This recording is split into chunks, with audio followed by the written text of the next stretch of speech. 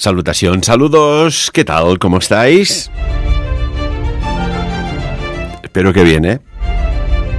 Aunque parece que está todo un poco alterado, ¿no? ¿Qué reacción química se está conjugando tan sutil que lo que en apariencia tendría que ser, pues, normal, está como químicamente alterado?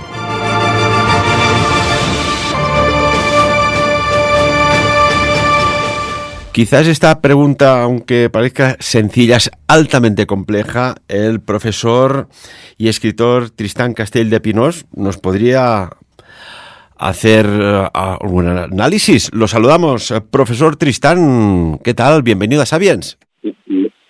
Buenos días y bienvenido y bien preocupado por todo lo que se va viendo alrededor nuestro, ¿no? Ya sabéis que hemos hecho unos capítulos anteriores hablando de los UFOs del Tercer Reich y la Segunda Guerra Mundial, y que yo siempre he dicho, es que la Segunda Guerra Mundial nunca terminó, y que en realidad estamos no en la Tercera Guerra Mundial, sino en una continuación absolutamente macabra e inesperada de la Segunda Guerra Mundial. Hay que recordar que la crisis de Gaza, que tiene pues sus perfiles, digamos, de caos humanitario muy importantes, pues bueno, empezó realmente en 1948, apenas 2 años y medio terminada la Segunda Guerra Mundial.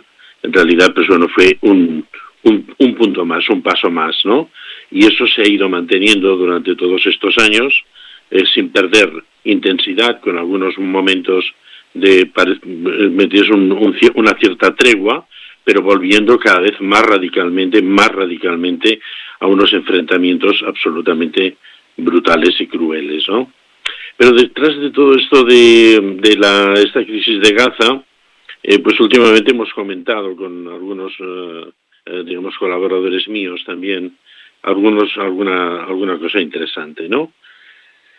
Bueno, después de todo ¿me entiendes?, de efervescencia de guerra absolutamente cruel y devastadora, bueno, ¿qué sentido tiene, no? Pero ¿qué sentido tiene, no? Y yo siempre pensaba, y que dije en algún momento, que lo que le interesaba pues al Estado de Israel, no sé si lícitamente o no, esto corresponde a otros analistas pues entrar en esa discusión, ¿no?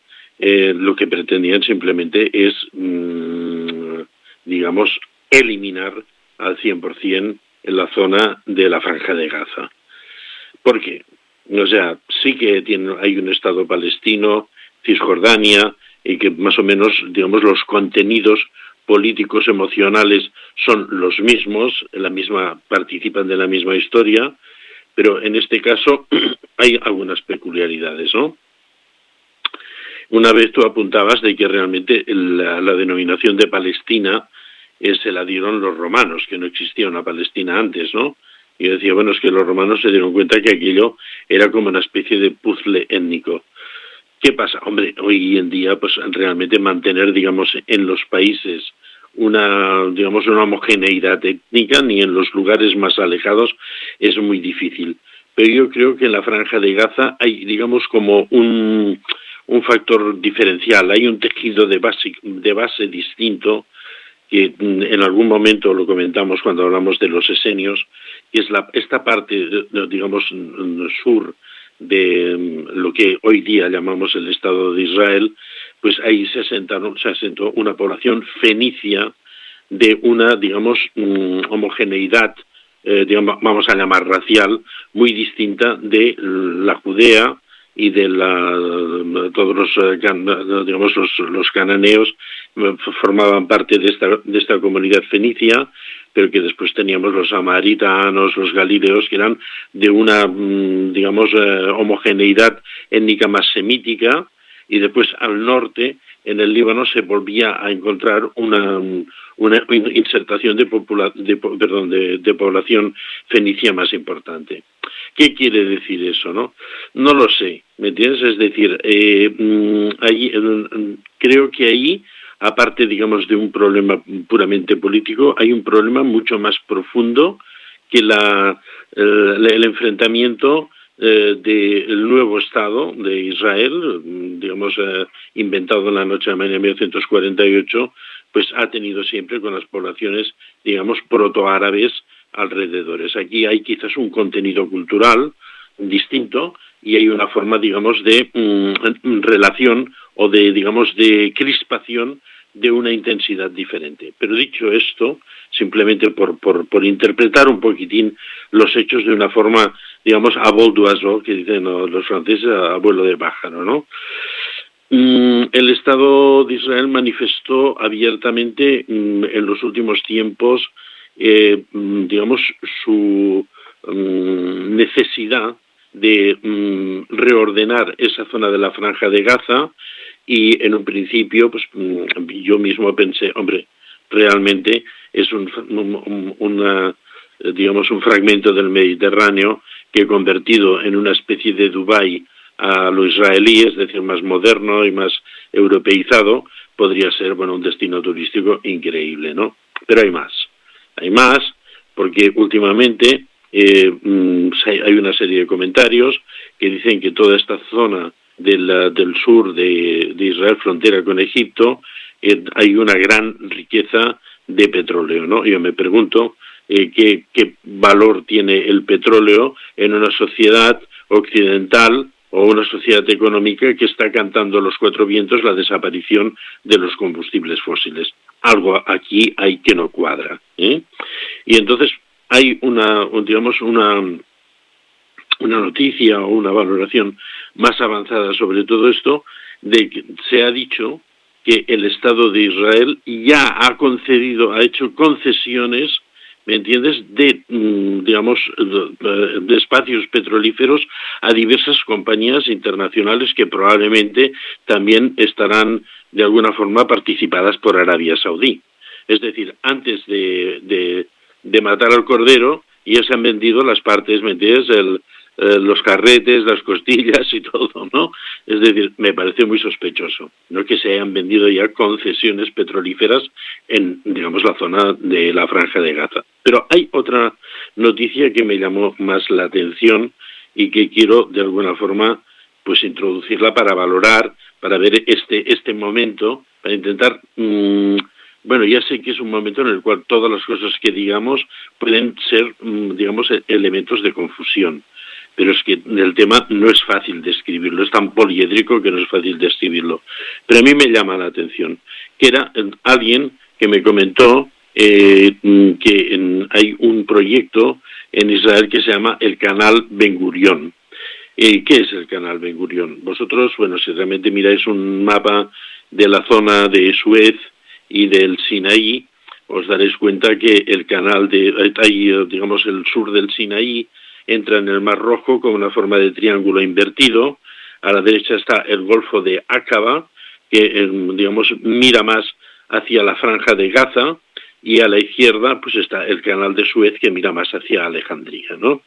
Parece ser que, bueno, que el Canal de Suez tiene una serie de problemas por el entorno arenoso, de drenado, de calado de los grandes ahora barcos mercantes que son inmensos, o incluso de los propios transatlánticos, que hay un problema de mantenimiento, hay un problema también de que hay algunas partes en las cuales por esa razón se tiene que dar paso alternado, con lo cual la circulación por el canal no es tan, digamos, rápida como lo están exigiendo, digamos, los valores de este momento, ¿no?, que todo debe ser absolutamente inmediato, y que también parece ser, yo no estoy absolutamente informado del tema, pero que por lo que se me dice que también en la concesión del Canal de Suez, que son, me parece, cada 100 años, va de alguna forma a caducar recientemente, con lo cual ahí se produce toda una serie de elementos, digamos, sobre los que se ciernen muchos interrogantes.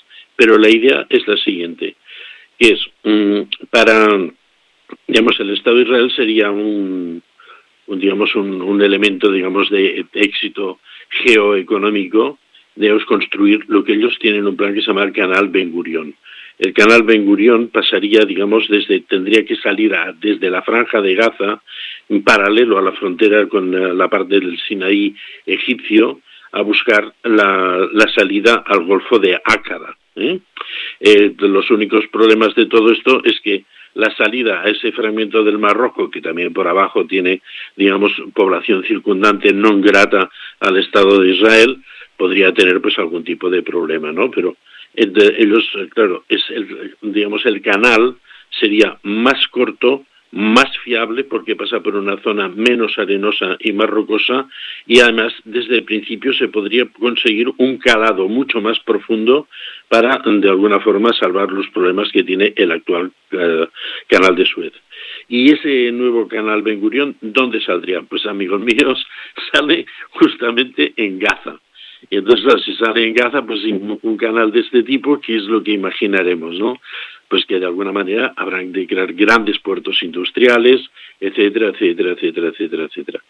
Entonces, es decir, que detrás de esta guerra, aparte de las significaciones religiosas del Armagedón, de todo lo que hemos hablado, y que no sé qué, que, ¿me entiendes? Del el mundo de las profecías bíblicas se tiene que cumplir porque es un mandato divino, no sé qué, y otras barbaridades que estoy escuchando estos días.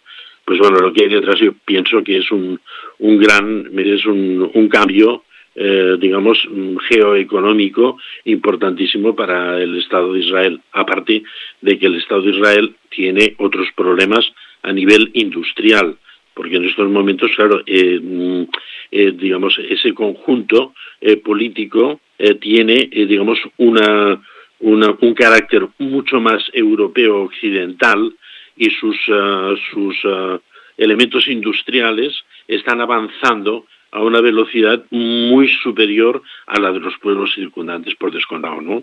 Y entonces, pues claro, yo pienso que aquí hay un replanteo del futuro de Israel, que aparte de todo, digamos, más abierto, más potente y, digamos, más controlador de la asfixia de los espacios laterales, ¿no? Bueno, y hablas del replanteo de Israel y de aquella zona, pero muchísimas personas, y por la cantidad de oyentes que tenemos, que en primera instancia desde Radio Valera tenemos muchos oyentes, evidentemente de Andorra, pero por volumen de España, después seguido de Estados Unidos, México, etcétera, etcétera.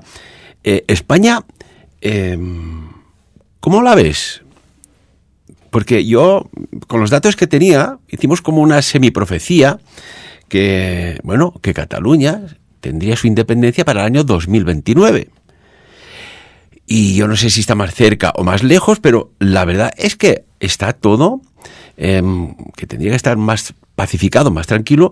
Hay una alteración a niveles de judiciales, fiscales, incluso de otros estamentos de extrema preocupación. Tu análisis brevemente, y quiero hablar de Alemania, de María Osrich, pero es que la actualidad nos precede, porque hay una noticia que va vinculada con Alemania. Tu análisis breve sobre España, profesor Tristán, díganos. Sí, yo soy, mira, ¿cómo te lo diría yo? Soy un gran defensor de las raíces ancestrales y de, digamos, la historia de los pueblos, ¿no? Y que todo eso, digamos, conduce a una situación, ¿no? Y entonces la singularidad de Cataluña, por su cultura, por su idioma y por todo lo que conocemos, pues quizás sí que sería, digamos, de una forma de justicia histórica que tuviera, digamos, si no una independencia, al menos una independencia económica o fiscal de un reconocimiento muy alto, esto es tal. Pero yo lo que veo, y digamos, sin querer, digamos, romper la ilusión que muchos pues tenemos por quizás que se llegue a conseguir un reconocimiento de la singularidad cultural histórica de Cataluña, que vamos a ver, en el año 2021, ¿me entiendes? Y bueno, 2022, y yo ni quiero pensar en el 2029 a las puertas de, no sé si lo van a querer entrar a machamartillo o por la fuerza, o será por mano militari, la famosa Agenda 2030, no sé si va a tener mucha importancia la independencia de no sé qué, ¿eh? O sea que en este sentido yo no soy la persona digamos, para valorar la conveniencia de todo eso, pero creo que el mundo al que vamos, si no es globalizado enteramente, al menos tendrá que ser, digamos, más reunificado en los proyectos generales de vida. Y entonces, en ese sentido, hombre, sí que podemos tener, digamos, una presencia, digamos, con fronteras y todo muy bonito, pero que la realidad, digamos, de la soberanía absoluta, ahora mismo la soberanía absoluta de los pueblos es totalmente discutible, porque la soberanía está sometida a los fondos capital riesgo y a las empresas oscuras que todos conocemos, y que por lo tanto, pues bueno, la soberanía es un recuerdo del pasado, es como, digamos, una guindita en el pastel, en un pastel que no tiene más guindas, por decirlo de alguna forma, ¿no? Y en ese sentido, pues bueno, pues lo veo que el tema va un poco errado, a mi forma de ver. La situación política de España necesariamente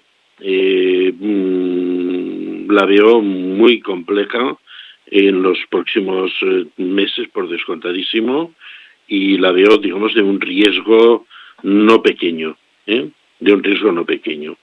Y entonces, bueno, hemos de recordar también que el anterior, digamos, revuelo independentista estuvo a las puertas de crear, digamos, una situación bastante grave, y que, bueno, fue de alguna forma saldada por la huida de muchos de los actores, y que de alguna, y pues ahí se calmó un poco, pero realmente había a mi forma de ver, un tufillo de cuerno mojado, por decirlo de alguna forma, de cuerno ardiendo en una hoguera, ¿me entiendes? Que no estaba muy presente, ¿no? Y por lo tanto, pues bueno, yo agradecería quizás un poco más de paz, y sobre todo, digamos, un regreso a una legalidad democrática asegurada, sin fraudes de ningún tipo, sin ocultaciones ni mentiras. Esto sí que yo lo agradecería muchísimo y creo que sería muy deseable. Y otra cuestión, dicho este análisis, Tristán, ha pasado desapercibido. Yo lo he tratado hace pocas horas este tema, y me gustaría también tu opinión. Nos dirigimos a Alemania. El político del Partido Demócrata Social, el SPD, por sus siglas, y el ministro de Defensa de Alemania, el señor Boris Pistorius, ha advertido sobre el peligro de guerra en Europa. Y lo dicho, está grabado en los micrófonos del Deutschlandfunk hace muy pocas horas. En este sentido, el ministro de Defensa alemán, Pistorius, bueno, destaca que, entre otras cosas, que existe la amenaza de guerra agresiva en Europa. Mentalmente ha dicho y añadido que no estamos dispuestos para ella, y que debemos mantener una guerra de defensa, pero que no debemos quedarnos en el sentido obligados, que no se puede hacer una preparación rápida para una amenaza no percibida y no aceptada. Destacaba que en los próximos años llevaremos estas agendas ocultas, el uso de los patrimonios especiales del ejército y regular la estructura del ejército, pero que tomará tiempo la negligencia de 30 años. Oiga, el ministro de Defensa alemán, el señor Pistorius, ¿tiene una información que desconocemos? ¿O qué está pasando aquí? Y por tus conocimientos de Alemania, por tus conocimientos del tema que trataremos, que ya estamos tratando en otras ediciones del Sabien, de María Osrich. Dinos. A ver, yo creo que aquí hay muchos secretitos y muchas historias. A ver, Alemania es un país ocupado por los Estados Unidos, ya sabes que no se firmó jamás el armisticio, por lo tanto no es un país soberano, número uno. Esto es el número uno. El número, que si hay una legalidad en Alemania, claro, ahí detrás de lo de la María Orsich hay la fundación del Cuarto Reich. Y no nos hemos de olvidar que ha habido todos los actores del resurgimiento alemán fueron hombres que estuvieron de una forma u otra ligados al Tercer Reich, sobre todo gente muy joven que estudió en las escuelas Napola o en los Burgs de la Hitlerjugend. Esto pues hay muchísimos historiadores que pueden dar, ¿me entiendes?, fe de todo lo que os estoy diciendo ahora.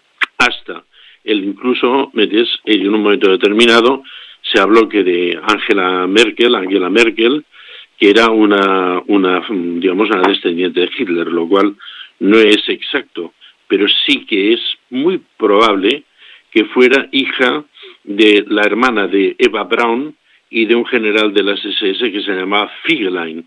¿Y por qué digo que es muy probable? Porque si uno coge la foto de este ex general de las SS, que se llamaba Figelein, y una foto de la Angela Merkel un poco más joven, son clavados. O sea que aquí lo mismo, pues hay alguna cosilla que no sabemos por dónde va, ¿eh? Y por lo tanto el tema de Alemania sigue siendo un misterio. Sí, yo leí de la advertencia de esta gente, y bueno, es que hemos de recordar, querido Ferran, que nosotros hicimos un programa que nos censuraron, en el cual estábamos hablando de una próxima guerra que iba de alguna forma a tocar Europa sí o sí, ¿eh? Porque es que además Estados Unidos siempre ha sido el artífice de las guerras fuera de su territorio, y las dos guerras mundiales sí que enviaron a sus tropas. Cuando Roosevelt había dicho antes de la Segunda Guerra Mundial que ningún otro joven norteamericano dejaría su sangre sobre el suelo europeo, joder, pues perdón, metidos o no, se equivocó un poco, ¿no? Y entonces, pues, son artífices de hacer estas cosas, ¿no? Entonces estamos en una zona de peligro, porque además la Unión Europea ha apostado por una carta tonta en la cual era bastante fácil mantenerse al margen discretamente, que es lo de la guerra de Ucrania. Dependerá mucho del último escenario de la guerra de Ucrania. Hay alguien que dijo que la guerra de Ucrania acabó con el digo que la guerra de Israel acabará con la guerra de Ucrania. Espero que sea así, porque claro, es que encima en el nuevo escenario, digamos, de la guerra de Israel, hay que recordar que Rusia, repito que Rusia ha estado siempre al lado de Siria y Palestina, y que después también hay otra cosa bastante importante, que los chinos están dando mensajes muy claros de que el genocidio palestino no puede seguir. Y aquí, pues bueno, hay dos actores que tienen muchas cosas a decir. Bueno, ahora quizás, no sé si porque ya han terminado de hacer todo lo que tenían que hacer, desde demoliciones y de eliminación de población molesta, pero parece ser que hay no un alto el fuego, sino un cese en la penetración en el territorio, con lo cual quizás en estos momentos, digamos, el actor máximo lo mismo se lo está pensando. Vemos a ver qué pasa en los próximos días, ¿no? Y bueno, pues espero que ocurra aquello que alguien me dijo hace poco, que la guerra de Ucrania terminaría con todos los bichos anteriores, y que ahora la guerra de Israel terminará también con la guerra de Ucrania. Se está barajando una cierta rendición o una forma de llegar a algún tipo de acuerdo para finalizar la guerra. Veremos lo que pasa estos días, pero claro, la situación no es como para estar tranquilos. Veremos si por otras latitudes, que no voy a mencionar el nombre, y según alguna profecía de estas extrañas, se genera otro evento. De momento lo aparcamos aquí. Vamos a María Orrich, si no nos dirá, oiga, ustedes me mencionan y no hablan de mí. ¿En qué punto nos habíamos quedado sobre este misterioso personaje tan importante, tan influyente de la Alemania de Adolf Hitler?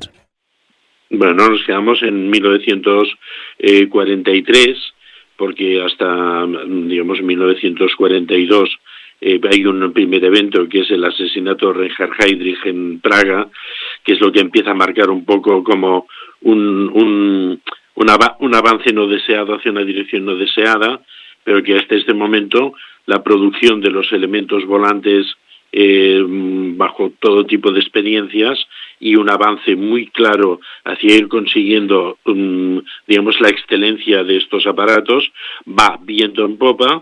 Pero claro, llegamos a 1943, hablamos del invierno de 1942, citamos la condecoración del invierno en el este, y claro, ¿qué pasa en 1943? Pues en 1943 van a pasar muchísimas cosas, ¿no? Primero de todo, la caída de Stalingrado. La caída de Stalingrado, de alguna forma, marca digamos, de una forma indefectible la caída de la ofensiva en Rusia, y a partir de allí todo lo que se vaya ocurriendo. Habrá la famosa ofensiva de Kursk, que tampoco fue victoriosa. Pues bueno, empieza la retirada digamos, al retroceso delante de las tropas soviéticas, ¿no? Mientras tanto, el Afrika Korps ya ha salido del norte de África, ha tenido que pasar a Sicilia y de allí pues a Italia, y es perseguido por las tropas, no sé si, me parece que era Montgomery y Alexander, que iban detrás de Rommel, y por lo tanto también es otro frente que ha caído. Y entonces, claro, la gente que empieza a tener la cabeza sobre los hombros, ahí empieza a pensar movimientos de ajedrez para salir de todo este agujero que de alguna forma empieza a preverse que no puede terminar bien, ¿no? Por una parte, los elementos de inteligencia de la Abwehr, dirigida por el almirante Canaris, de que hablaremos un poco de él, conocían perfectamente que los aliados en mayo de 1943 habían pactado ya un desembarco masivo, o sea, se sabía ya que iba a haber el desembarco de Normandía. Entonces, no, sino en Normandía, un poco más al norte, un poco más al sur, pero se sabía, pues la inteligencia lo había detectado. ¿Eso qué es lo que hizo? La Abwehr, dirigida por el almirante Canaris, pidió, digamos, una forma de, digamos, finalización digna para la Wehrmacht de la lucha entre Gran Bretaña, Canadá y Estados Unidos, y concentrarse, unificarse entonces todos los países en la resistencia, digamos, contra Rusia, porque prácticamente Stalingrado ya estaba caído y ya se veía metes por dónde iban a ir las cosas, ¿no? Por 3 o 4 veces se propuso al gobierno, especialmente norteamericano, un acuerdo en este sentido que fue rechazado. Y entonces, pues claro, ya la cosa estaba cantada, porque entonces ya en 1944, en junio de 1944, un año más tarde, se produce el desembarco en Normandía, que es el siguiente golpe mortal, ¿no? En 1943 también ocurre que, digamos, fracasa el experimento Filadelfia, es decir, que todo lo que quieren hacer los norteamericanos para tener su tecnología a la altura de Alemania, pues bueno, se dan, digamos, de morros perfectamente. Y en 1943 muere Tesla, en 1943 el mariscal Göring dice que basta de hacer tonterías de aviones estratosféricos y que necesita, digamos, que toda esa tecnología se implemente en el mundo militar, porque las cosas se ven que empiezan a temblar. Y bueno, pues ahí, pues bueno, llega pues el momento que el archipresente y sempiterno general Hans Kammler asume, digamos, no sustituye a María Orsig y a su grupo, sino que asume la llevada industrial, digamos, la ejecución industrial de estos elementos voladores absolutamente, digamos, ultramodernos para su tiempo, ¿no? Entonces, pues bueno, también ahí, en el momento que Kammler asume esto, se produce, digamos, un cambio en el diseño, que entonces se produce pues ese diseño de forma campaniforme y con metales más pesados, más acorazados, por decirlo de alguna manera, y que en aquel tiempo, pues bueno, empieza también a aplicarse el wolframio o el tungsteno digamos, en la construcción de esos metales. Recordamos que hablamos del Victalen, que era un material que yo desconozco, que supongo que era a base de aluminio y otra cosa, y entonces, bueno, se convierten en unos instrumentos de vuelo absolutamente increíbles, que hemos hablado de sus hipervelocidades y de el alcance estratosférico e incluso la, digamos, circunvalación, la orbitación de la Tierra de algunos de esos últimos elementos, ¿no? Y entonces, bueno, aquí, ¿qué hemos de hacer con todo esto, no? También en 1940, final 1943, 1944, llega muy tarde el establecimiento del agujero de gusano que ha de conectar el sistema solar de la Tierra con el sistema solar de Aldebarán.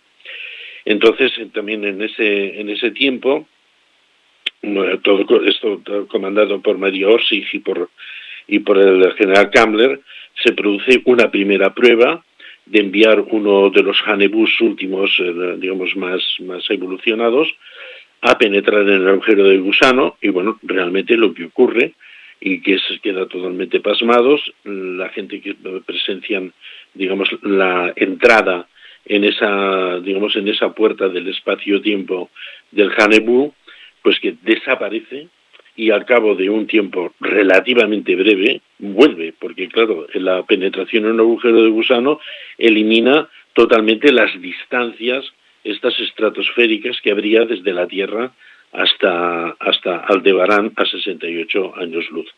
Pero al regresar, lo que es notorio y que se hace señalar mucho, algunos investigadores han hablado extensamente sobre este tema, es que el Hanebu que regresa como si hubiera estado volando 200 años. O sea, perfecto, con toda su estabilidad conservada, pero con un aspecto de envejecimiento absolutamente anormal, ¿no? Y bueno, esto pues digamos es el primer punto en el cual va desde 1944 a finales de 1945, probablemente la tecnología del Bril Odin, que hablamos que se había detectado en aquel arcón, digamos, hipercientífico encontrado en la Antártida, se han encontrado, digamos, no los planos, sino la ciencia necesaria para avanzar a conocer esto, ¿me entiendes? Pues entonces, y después otro aparato que era el Andrómeda, que era como una especie de nave nodriza, pues bueno, aquí se va a precipitar esto hacia 1945, el final de la guerra. Entonces, ¿cuál es la situación? ¿Cómo se enfoca la situación de los que se ven que se acerca a la guerra? El almirante Canaris propone su plan, que se llama Diquete, o también es conocido como Z-Plan, que es, demos a Alemania por perdida, lo cual esto le enfrenta con algunos otros cargos, demos a Alemania por perdida, abandonamos y vamos a fundar el Cuarto Reich en la Patagonia, y después en la Antártica, que ya se habían, en ese tiempo recordad que ya se habían los submarinos ayudados por la canalización de la Maria Orsig y el viaje del capitán Richter, ¿ves? a Neuschwabenland, lo que había de ser la colonia antártica de Alemania. Pues bueno, ya se habían encontrado los accesos a la Antártida, digamos, intraterrena, por decirlo de alguna forma, ¿no? Entonces, esto por una parte, o sea, la Kriegsmarine pues, y el almirante Canaris, digamos, proponen esto, o sea, abandonamos y nos vamos a otro sitio, y allí recreamos el Tercer Reich.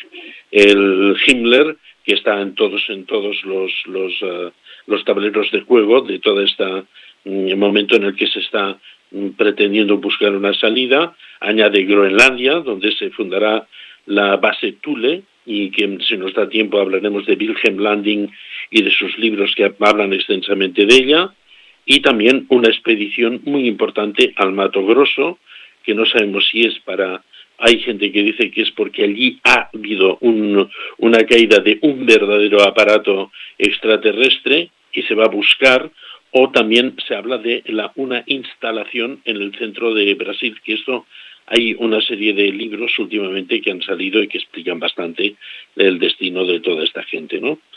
Por otra parte, Himmler también dice, vale, perfecto, si vamos a colonizar las bases de la Antártica, pues bueno, habrá que construir cosas. Se dice que ya los primeros submarinos de carga van hacia la Antártica aportando personal y materiales para, digamos, afianzar estas bases, digamos, semi-intraterrenas, y por otra parte se empieza a enviar, digamos, contingentes humanos.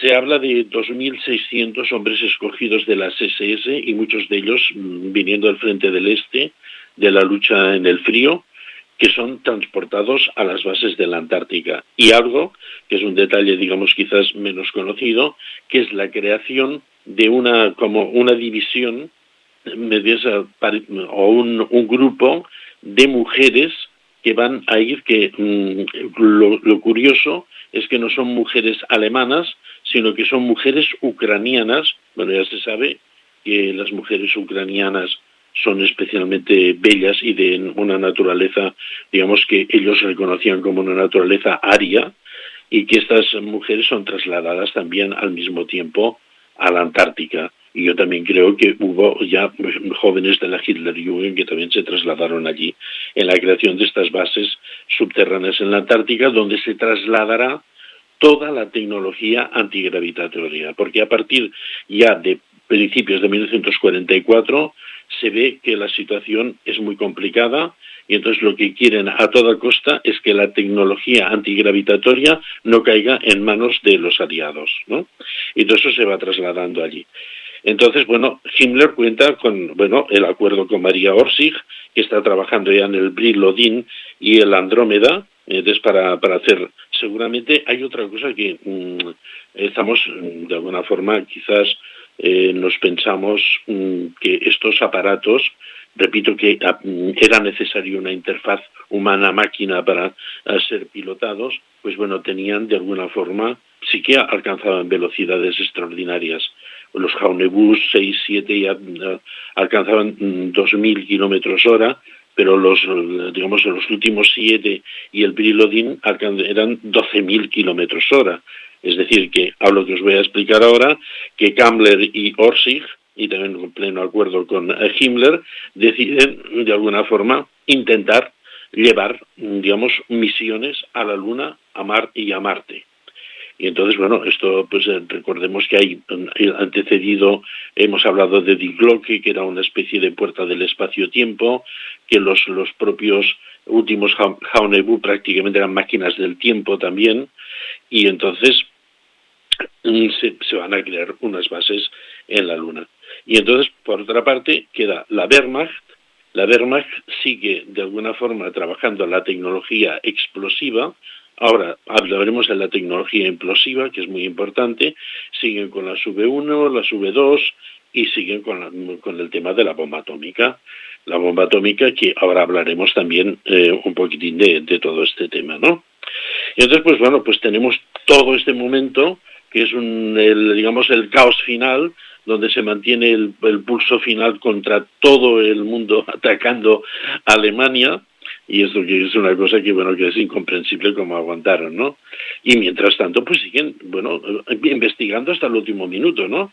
Había un departamento de las SS que era el E4, que se dedicaba simplemente a energías alternativas, y avanzaron muchísimo en el combustible de gasificación del carbono, en el combustible de alcohol de grano, que es un antecedente del biodiesel que en un momento se intentó implantar allí, en las turbinas de oxígeno líquido avanzadas, en las turbinas de reacción total, y aparte colaboraron con los campos eléctricos, digamos, electromagnéticos rotativos, ¿no? Y por otra parte, había otros proyectos de elementos volantes, más o menos unos engendros entre avión y diseños aeronáuticos muy avanzados, algunos en forma de pseudoplatillo, ¿me entiendes? Pues que había, pues bueno, muchísima gente, ¿no? Ingenieros que se incorporaron al diseño ya por encima Kammler movilizó a muchísima gente, ¿no? Schreiber y Habermold, Richard Mitte y Belluzzo, que era un ingeniero italiano genial. Después Henkel estaba desarrollando un elemento volador también que se llama Flugkreise, Alexander Lippisch, el Messerschmitt, que hizo el famoso M262 que combatió en los últimos momentos de la guerra. Y también hay que recordar una cosa muy interesante, que Messerschmitt y otros ingenieros muy avanzados vinieron a España, y aquí fueron los que crearon el primer avión a reacción español, que era el Saeta. Entonces, bueno, hay aquí muchas cosas a hablar, ¿me entiendes?, de todos los ingenieros que llegaron a España, que son los que de alguna manera estuvieron detrás del proyecto de la bomba atómica española y de la construcción de las grandes y, digamos, superaéreas, instalaciones hidroeléctricas, que ahora al señor de los golpes le gusta tanto, ¿me entiendes?, ir tirando al suelo, ¿no? Eres impresionante, Tristán. Estamos fascinados. Yo es que casi que me convierto en un oído andante cuando hablas tú. Permíteme que te diga nada un segundo, que me han pedido tantísimas personas, y estamos hablando ya por decenas, de que por favor que el próximo Congreso Sapiens en el 2024 seas uno de los ilustrados ponentes. ¿Aceptas? Bueno, sí, cogeremos. Hemos hecho tantas cosas interesantes últimamente y creo que aunque lo repitamos y lo haremos en presencia y que podamos responder preguntas directas de la gente del público y podamos compartir ideas, ¿no? Hacer un poco de coloquio, aunque no sea fuera de la ponencia, ¿no? Para no tener tantos límites, ¿no? Pues me parecerá será un placer para mí, ¿no? Muchísimas gracias en nombre de todos tus seguidores. Sí, pues estaremos ahí, no os preocupéis, ¿eh? Pero yo también espero veros a vosotros, ¿eh? Entonces, pues habrá muchos más temas y, bueno, pues esto es increíble. Hay un modelo que es el HO-229 de Edwin Ziegler, que es un avión que al final, con que no había tecnología, ni gente no había aporte de materiales metálicos, ni gente capacitada, es un avión que se construyó una especie de chasis metálico, un avión supersónico y de un diseño ultra avanzado, pero que el resto, la carrocería, era de madera contrachapada. Y entonces, bueno, creo que uno de los modelos del HO-229 fue recuperado por los aliados y está en uno de los museos de estos norteamericanos, ¿no? Pero ahora quiero hablar alguna cosa nueva, ¿eh? Victor Schauberger, ¿no? Victor Schauberger, también otro ingeniero genial. Este se incorporó también al tema de los aviones circulares volantes, los Floyd no me acuerdo. Ahora me he hecho un traspié, metidos con la pronunciación del alemán. Y este hombre, pues bueno, hizo una cantidad, recordemos que estaba también Otto Winifred Schumann y su equipo y todos estos que hemos mencionado últimamente, hizo un motor de rotación propulsor con generadores autónomos sin combustible. O sea, esto no necesitaba combustible. Y entonces, bueno, esto es lo que él intentó también en los últimos momentos crear, digamos, un UFO avanzado, basado en esta tecnología, pero que realmente esta tecnología fue lo que aplicó a los últimos submarinos, estos 100 submarinos desaparecidos, que no se sabe dónde están, y que estos, pues bueno, podían además tener un sistema de snorkel que podían viajar ilimitadamente bajo el agua sin ser detectados y necesidad de tener barcos nodriza que les llevaran combustible a ninguna parte, ¿no? A este Victor Schauberger le preguntaron, dice, oiga, perdone, lo suyo, ¿cómo funciona? Y él dejó una frase, y yo os la leo textual, como quien descifra ¿cómo se llama? Un jeroglífico egipcio sin saber demasiado de qué es lo que dice. Dice, no, que mi sistema es la creación de una zona atómica de baja presión que se desarrolla en segundos cuando el aire o el agua se mueven radial y axialmente en condiciones de un gradiente de temperatura descendente. Bueno, los que hayan entendido algo, pues bueno, que aplaudan, pero yo sigo sin entender absolutamente. Qué bueno. Es que ha sido esto es top trending, lo que acabas de decir. Sigamos, gracias. Fuerte en cantidad. Bueno, Victor Schauberger es un hombre interesante. Él se basó en las teorías de Kepler, que dicen que los templarios, famosos templarios de la Piedra Negra, que hemos insistido tanto, somos tan palizas, habían conservado desde, digamos, textos de Platón, y que ahí se hablaba de algo contrario a la explosión, sino se hablaba de la implosión. Entonces, pues bueno, él decía, la explosión es antidivina, porque lo divino es la creación, y por lo tanto es la implosión, el retorno al contingente originario, ¿no? Y entonces este hombre empezó a trabajar con estos motores de implosión, muchos de ellos, pues bueno, eran movidos por taquiones, ¿no? Hizo una serie de motores taquiónicos, y que fueron quizás los motores taquiónicos los que, dieron potencia a los últimos y al brilodín, ¿no? Y entonces, pues este hombre pues se dedicó a esto, ¿no? A la implosión. Y que es el tema interesante, ¿no? Conocí, conocí a mucha gente, desgraciadamente, con lo cual me metió la nariz en demasiados pozos. Y conocí a un hombre que había formado parte del Comité de Energía Atómica y que era una personalidad muy avanzada y muy, digamos, desambiguada de los criterios universalmente establecidos, y me dijo lo siguiente. Porque un día hablamos del tema de las bombas atómicas de Hiroshima y Nagasaki y todo esto. Dice, no. Dice, estas bombas que se tiran en Hiroshima y Nagasaki no eran americanos, o sea, no era el proyecto de Oppenheimer. Oppenheimer estaba trabajando con el proyecto de la destrucción descontrolada explosiva. Dice, las bombas de Hiroshima y Nagasaki fueron fabricadas en Alemania. Fabricadas en Alemania. ¿Y cómo se consiguió esto? Y usted fíjese una cosa, la gente toda la teoría de la destrucción causada por la explosión no se cumple en Hiroshima y Nagasaki. Y digo así. Y dice, sí, usted fíjese que hay en aquel tiempo, el actual Papa Negro, que era el general de la orden jesuita, el padre Arrupe, que era español. Hiroshima y Nagasaki eran dos ciudades, curiosamente, en las cuales el cristianismo había, digamos, arraigado mucho en Japón. Y el padre Arrupe estaba pues en una residencia jesuita, y la residencia jesuita no fue tocada, y él vivió constantemente y dio también la impresión de que había cosas que no eran exactamente como se habían dicho. Sí que realmente mucha gente después, por un exceso de radiación, desarrolló cánceres y leucemias, ¿no? Y me dijo algo así, bueno, yo me quedaba absolutamente a cuadros, ¿eh? Y supongo que vosotros quedaréis a cuadros ahora cuando siga. Dice, sí.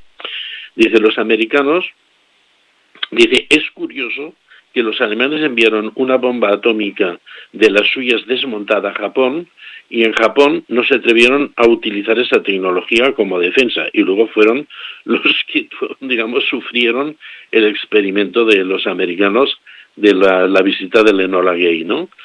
Entonces dice, Alemania había llegado a tener, por una parte se había investigado la parte explosiva, y entonces Schauberger había aportado la ciencia está tan rara, que tú has leído un fragmento de la tecnología implosiva. Y entonces se habían conseguido las máquinas implosivas. Yo no sé si recordáis el fragmento final de El Señor de los Anillos, que cuando el anillo es lanzado a la montaña del destino, las fuerzas de los orcos, digamos, se concentran en un punto y desaparecen, ¿no? Pues esto más o menos es la fuerza implosiva, ¿no? Y entonces me dice, estas 4 bombas fueron capturadas por los americanos y las llevaron a Estados Unidos. Entonces dice, no sé, 4 o 5, ¿no? Porque lo que me dijo, a ver, luego sumaremos a ver si lo hemos hecho bien. Una la hicieron estallar en Los Álamos, de prueba, que no era una bomba fabricada allí, era una bomba alemana. Y se quedaron acojonados de la potencia que tenía aquello y de lo que ocurría, que era totalmente insospechado. 2 se lanzaron en Japón, en Hiroshima y en Nagasaki. Y la 4ª fue guardada para someter a Alemania si había resistencia. Y por eso, en un momento determinado, Otto Skorzeny, que era el hombre que estaba encargado de crear el bastión de los Alpes, que hubiera sido años de resistencia en las montañas contra los ocupantes, sin fin, pues entonces llegó un momento que les dijeron, si seguimos, van a lanzar una bomba como en Japón. Y entonces abandonaron el tema de la resistencia. Esto es lo que me habló este señor del Comité de Energía Atómica. Pues yo creo que es una información que me vino a mí. Yo no tengo sistema de comprobar si fue así o no fue así, si es cierto o no es cierto, pero todo pinta bastante. Porque después las siguientes bombas que se experimentaron eran las de hidrógeno, que estas sí que eran totalmente destructivas, porque no tenían la tecnología implosiva, no tenían. ¿Qué pasó con Víctor Schauberger? Lo capturaron en la época pues de el inicio de la operación Paperclip, que buscaban como locos a los científicos alemanes, los rusos y los americanos, y se los repartían, y lo llevaron a Estados Unidos, estuvo en una base militar en Texas, y puede ser que no le sonsacaran nada, y fue enviado, así como muchos de los de la operación Paperclip, permaneció en Estados Unidos, todo el equipo de Wernher von Braun y más, ¿no? Y fue enviado a Alemania y en 5 días de llegar a Alemania murió. O alguien lo murió por haber considerado que traicionó las ideas y la fidelidad al Tercer Reich, o simplemente lo murieron porque metieron a los propios norteamericanos, que también son muy especialistas en todo esto. Entonces, ¿qué pasa en este momento, en este caos final? Que ¿dónde está nuestra chica? Y que, bueno, nuestra chica está trabajando a toda velocidad en el Bril Odin y en el Andrómeda, porque son las famosas naves en forma de cigarro, que se ha dicho muchas veces, y entonces pues están trabajando en ello, porque ven el final, y entonces pues bueno, pues van a toda velocidad intentando llegar a ese momento final, ¿no? Mientras tanto se trasladan masivamente a la Antártida técnicas de antigravitación, fabricación y muchísimas otras cosas. También toda la tecnología de activación del ADN para crear la metamorfosis y las clonaciones, y todo eso se traslada a la Antártida. Y entonces llega el momento, la caída final, en 1945, un general de las SS que tenía, digamos, alguna relación próxima con alguna de las chicas Brill, las lleva a un hangar donde está el Jaunebu Brill, o uno de los Jaunebu Brill, porque luego hablaremos de Wilhelm Landing, y entonces estas desaparecen, supuestamente rumbo a Aldebarán.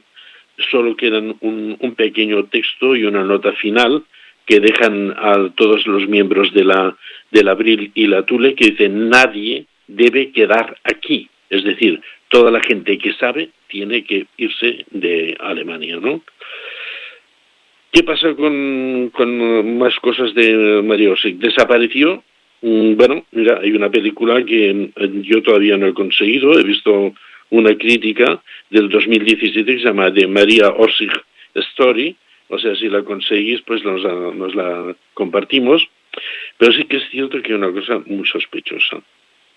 Hay mucha gente que ha dicho que lo de María Osick, que no, que hace comparativo de fotografías suyas, de joven, de no sé qué. Es gente que desconoce totalmente el mundo de la fotografía desde aquel tiempo, en blanco y negro, con reveladores, con papel y con ampliadoras y con los baños, los líquidos o sea, desconocen totalmente cómo se hacía la fotografía en aquel tiempo, por lo tanto, lo doy como absolutamente, ¿me entiendes?, una información absolutamente hueca, ¿no?, por decirlo nada de nada, ¿no? Hay una tal Yolanda Schultz. Permítame, profesor, nos quedan 3 minutos. Vamos a intentar darle hay mucha cosa todavía. Yolanda Schultz, que, bueno, si uno coge una fotografía de Yolanda Schultz, que está casada o estuvo casada con un banquero milanés, digamos, relacionado con digamos, los fondos capital riesgo, que diríamos ahora, y que uno pone la foto de esta tal Yolanda Schultz al lado de la María Osick y son clavadas, ¿eh? Por lo tanto, cada uno saque sus consecuencias. Hay otra tal Sally que está casada con uno de los Rockefeller, pues que 3/4 de lo mismo, se parece un mogollón a nuestra amiga la María Osick. Crearon clones, se creó en su metamorfosis una prolongación de vida y pudo insertarse, porque hay otra cosa muy importante que no hemos dicho, que durante el tiempo a partir de 1943, familias alemanas totalmente americanizadas fueron enviadas a Estados Unidos como para que se integraran en la sociedad como, digamos, puros americanos, con historias, más hablando perfectamente el americano nativo de cada uno de la zona donde fue. Los que estaban en Texas hablaban en tejano, los de Boston hablaban también con el acento de Boston, etcétera, etcétera, etcétera, etcétera, para, de alguna forma, quedarse e insertarse dentro de la sociedad norteamericana, y junto con lo de la Antártida, lo de la Patagonia y lo de Groenlandia y todo, crear el Cuarto Reich. Estamos en ese momento. Lo que está pasando ahora es una activación en la cual va a haber unos episodios muy insospechados en los cuales va a aparecer algo. Hay una película que se hizo muy interesante, se llama Iron Sky, hablando de la base en la Luna. Por cierto, que sabemos que aparte de la primera fake, ¿me entiendes?, filmada por Stanley Kubrick en el desierto Nevada del alunizaje, los siguientes viajes a la Luna, que sí fueron de alguna forma, ¿me entiendes?, tuvieron un alunizaje real, lo primero que, digamos, reportaron fue la presencia de naves que los seguían y que de alguna forma, ¿me entiendes?, no sabían quién eran y que sospechaban que de aquello había una base en aquella zona, seguramente en la cara oculta de la Luna, y se ha hablado que esa base era la base, digamos... No lo digas, lo haremos en un próximo programa porque ya estamos fuera de tiempo. Tristán, yo hoy hablo por boca de todos, estoy impresionado de tus conocimientos, de lo que sabes y de lo interesante que es este capítulo de la historia que, como bien tú decías, la Segunda Guerra Mundial aún no acabó. Nos tenemos que ir. Seguiremos, ¿te parece? Será un placer, como siempre. Es impresionante, profesor, tú que sabes tanto, sería interesante saber cómo curvar el tiempo en la radio, porque aquí aún no lo he conseguido. En la tercera dimensión sí, pero en la radio no, el tiempo sigue lineal. Muchísimas gracias y amigos y amigas, ya casi fuera de tiempo, como siempre, de lo tratado aquí, sacad vuestras propias e ilustradas conclusiones.